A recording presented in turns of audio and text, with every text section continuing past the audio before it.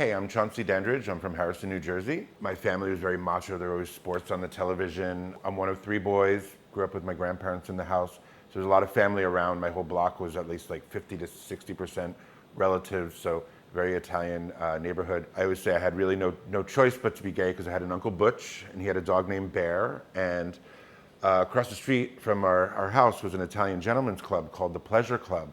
And my father was president for about 10 years. One night, I think I was about 6 years old. I don't know what made me do it, but I went into, everybody, my whole family was across the street. And I went into my mom's room and I got a big t-shirt and put a belt around it. I think I put on some makeup and I made my way across the street to the Pleasure Club while all my family and all the relatives and people from town were all hanging out. And I walked in and I remember it wasn't like an anger, like nobody yelled at me, but like I remember a circle of people surrounded me and kind of ushered me like back across the street home. It was a bit of shame, like I knew I'd done something wrong. I knew I'd done something that they didn't approve of. So I think that kind of informed me as I got older and started to come into my own. In high school, I was lucky enough to find a large group of gay people and lesbians like really fast. So I found my tribe very early. My family kind of knew that I was different and my family kind of knew that I had like different interests in life and like they definitely accepted me. So I never really had a hard time. But I definitely tried to hide certain things and definitely tried to not embarrass them. My family was pretty well known in town. So then I went to college and all that, and I only went to college for about a year and a half. The 90s happened, I moved to New York. I started working for Housing Works, thrift shop. So that was a big introduction to queer life. I was surrounded by a bunch of creative gay men. It was also an organization that was a child of ACT UP, so that kind of informed my activism. I was a club kid in a way, 90s, early 2000s, Limelight was a big space, big place.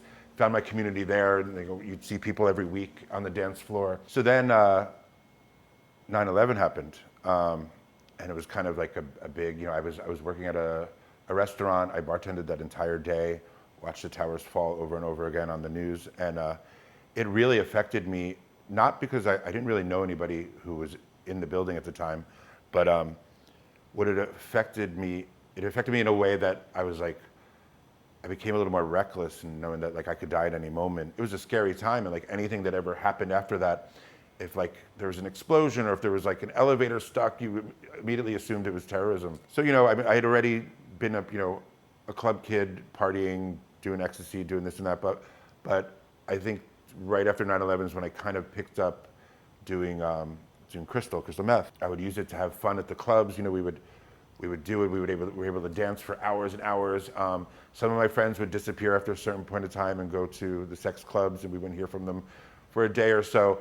I kind of never went into that direction really. Like of course I had my fun sexually when I was high on it, but I kind of used it to be more creative, and that's always what drugs were for me. I was definitely addicted. Of course, you're not eating, you're not drinking enough water, all that kind of stuff. It's definitely not a healthy thing to do. Because I was such a goody two-shoes as a kid, I kind of started to drift away from my family because I didn't want them to see me in that condition, because the paranoia sets in, or just not even that, just not being completely there when you're on these kind of drugs. In that interim, I started DJing in the East Village at a place called Urge. So I started to get into that mode. I was in my mid 20s at that point. So then one day around, I think it was about kind of 2005, maybe. I think I had disappeared for maybe 3 or 4 years. I checked my messages as I go. I think I was on my way to work. I checked my messages, and my sister-in-law Joette had left a message saying, "Hey, just want to let you know that you have a new nephew, and he would love to meet you." And that just like crushed me and broke my heart. I was like, "You need to flip this stuff around, and you need to, like stop, grow up and go see them." And that was the turning point where, luckily, I was able to eventually stem off from doing crystal meth. That 3 years of, self-destructiveness just wiped all that away. And that's when I kind of thought to myself, I'm like, well, I'm not going to hide. I'm not going to,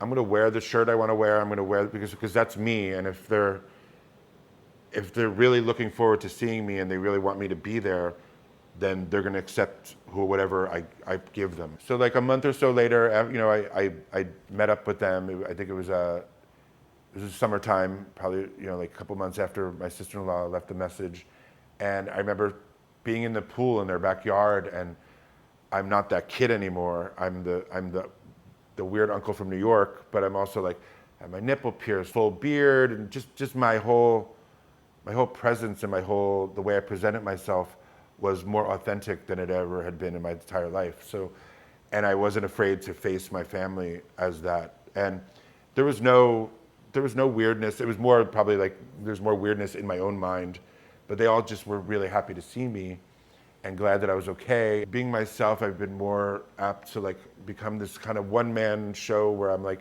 volunteering for this and doing things for that and doing things for that. Throughout my years of experience and all that, I've kind of made peace with that little boy who put on the fake dress and the makeup. We're okay with each other, and we're kind of, like, I guess I've grown up to kind of be him. As cliche as it sounds, you really only have that one life, and your legacy is what you do in that life. And you want people to remember you for something that is an example of how to live your life, free and with love and with compassion.